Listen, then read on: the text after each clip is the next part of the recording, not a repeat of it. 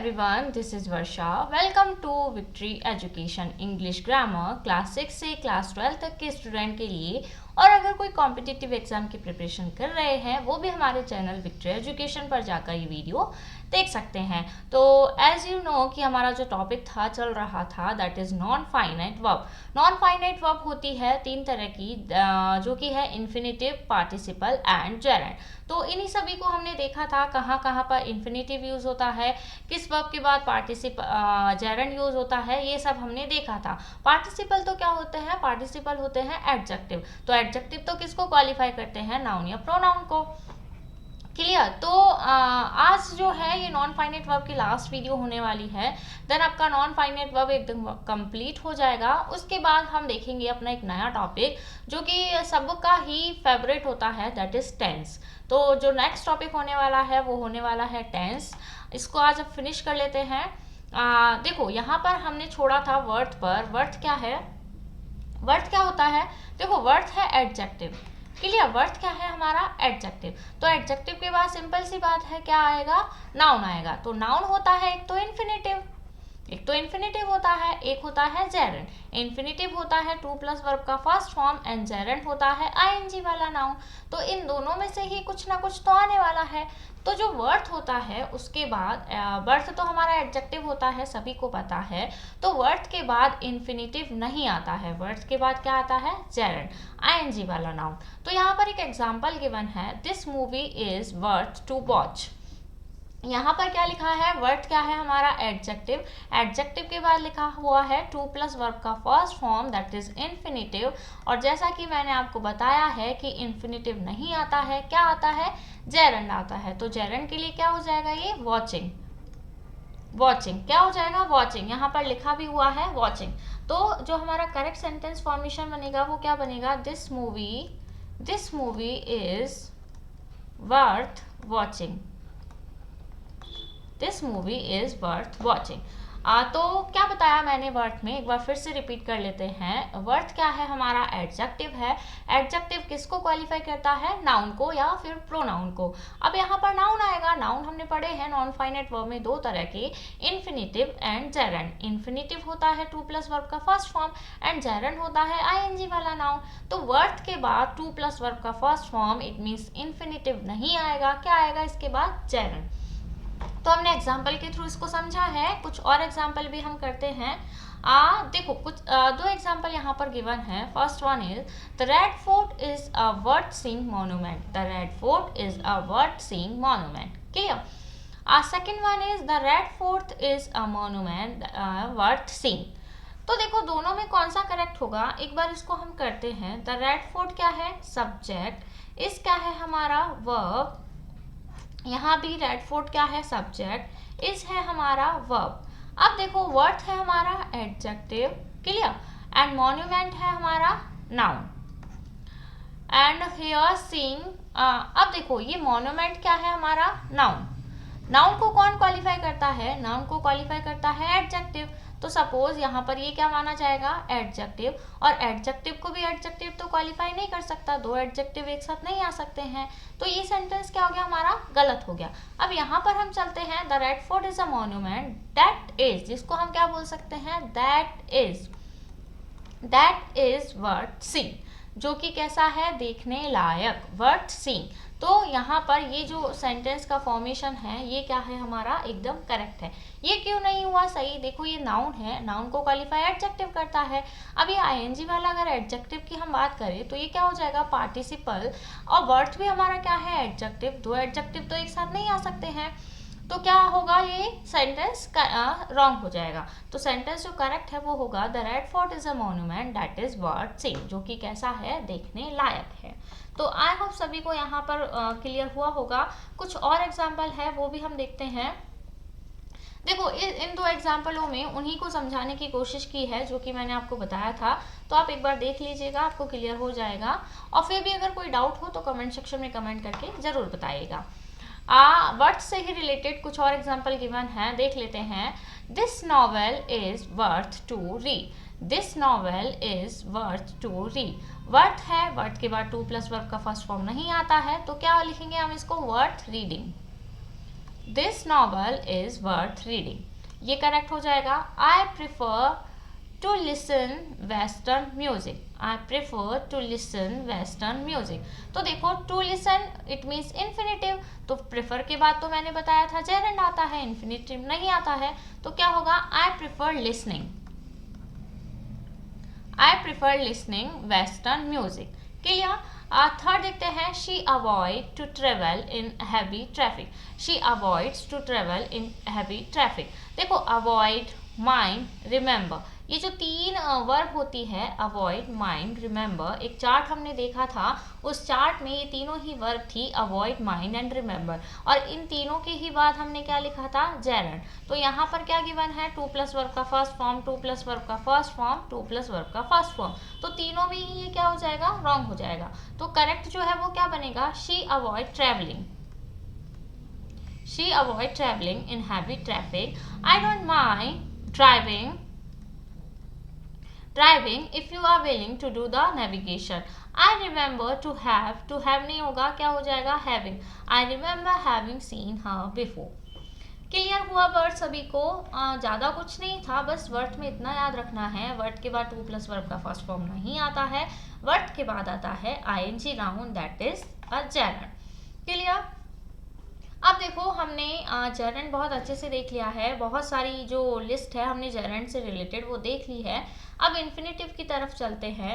Infinitive क्या होता है, टू प्लस वर्ब का फर्स्ट फॉर्म, तो infinitive are used after these verb. अब इन वर्ब के बाद, इन सभी वर्ब के बाद क्या यूज होता है, इन्फिनेटिव। तो कुछ एग्जाम्पल देखते हैं। आई एग्रीड, अब एग्री देखते हैं, इसमें है आई एग्री टू कंप्लीट, तो आ गया इन्फिनेटिव हमारा टू प्लस वर्ब का फर्स्ट फॉर्म, तो सेंटेंस क्या हुआ, correct. I hope to score well in the exam, I hope to score well in the exam. I hope, I हमारा subject है, hope हमारी वर्ब है, होप इसमें गिवन है नहीं गिवन है, तो आप यहाँ पर होप भी लिख लीजिए।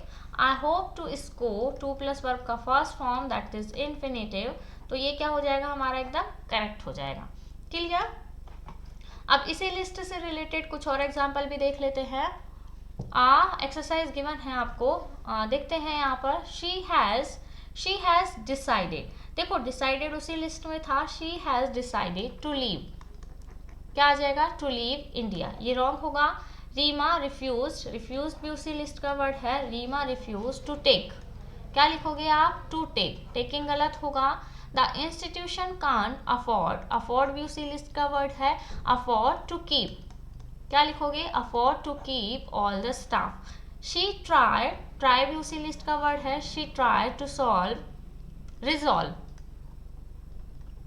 रिजॉल्विंग गलत हो जाएगा। The issue, I sometime hesitate saying what I really feel, I sometime hesitate, देखो हेजिटेट है उसी लिस्ट का वर्ड, तो हो जाएगा आई समटाइम्स हेजिटेट, सेइंग नहीं होगा, टू से, आई समटाइम हेजिटेट टू से व्हाट आई रियली फील। तो आपको कुछ नहीं करना है, बस ये जो जितने भी वर्ड गिवन है वो सब आपको याद करने हैं, देन आपका काम एकदम इजी हो जाएगा। कहाँ पर इन्फिनेटिव लगाना है, कहाँ पर जेरेंड लगाना है, आप इजीली कर पाओगे। थर्ड देखते हैं, एक और लिस्ट है लेकिन इसमें कुछ थोड़ा सा डिफरेंस है।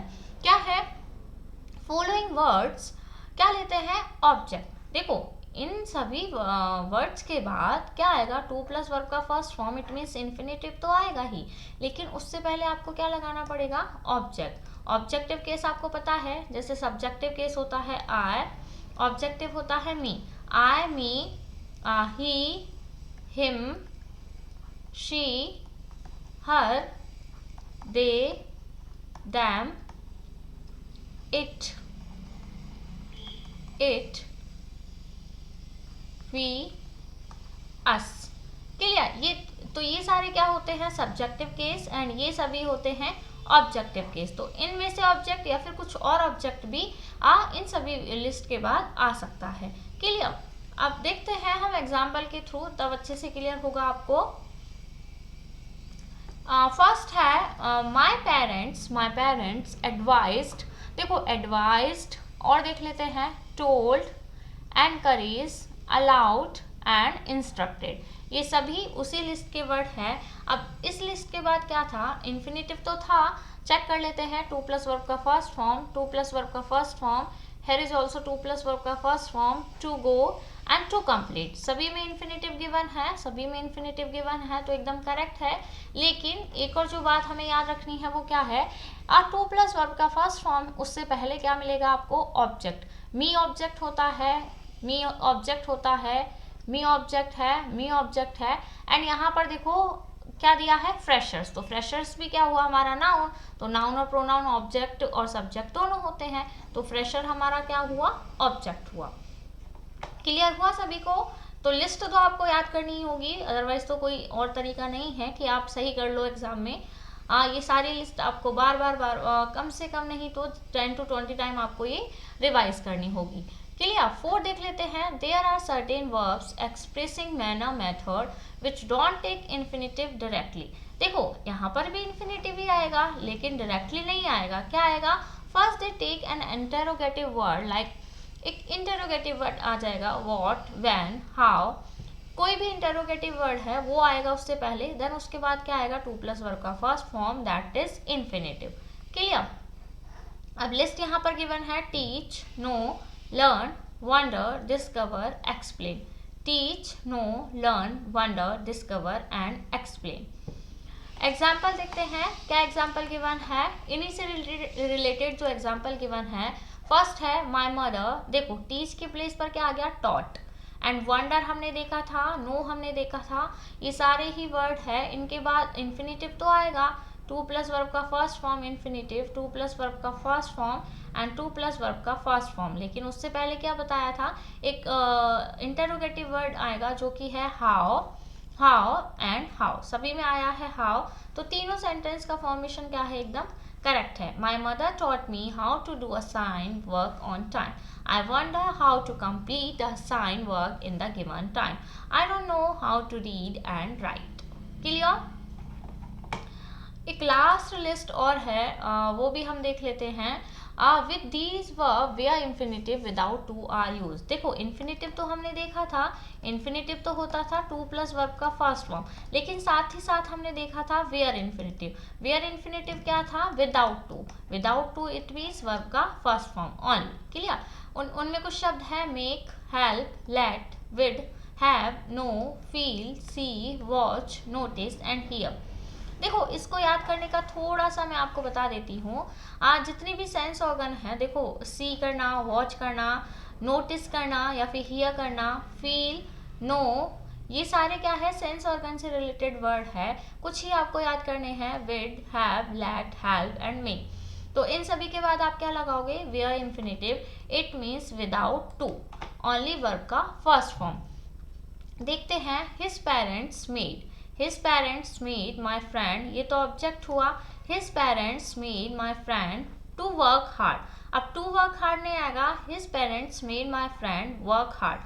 to को आप हटा दीजिए, work hard क्या होगा, करेक्ट होगा। I have heard, heard भी सही है। I have heard him, ये तो हमारा ऑब्जेक्ट है। and to complain, यहाँ पर इन्फिनेटिव गिवन है, ये नहीं आएगा, to को हटा दीजिए। I have heard him complain about his boss।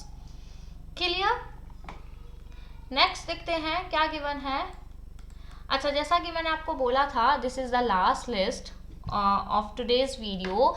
तो हमारा जो इन नॉन फाइनाइट वर्ब है वो यहाँ पर कंप्लीट होता है। नेक्स्ट हम देखने वाले हैं टेंस। तो आई होप आप सभी को नॉन फाइनाइट वर्ब अच्छे से क्लियर हो गई होगी।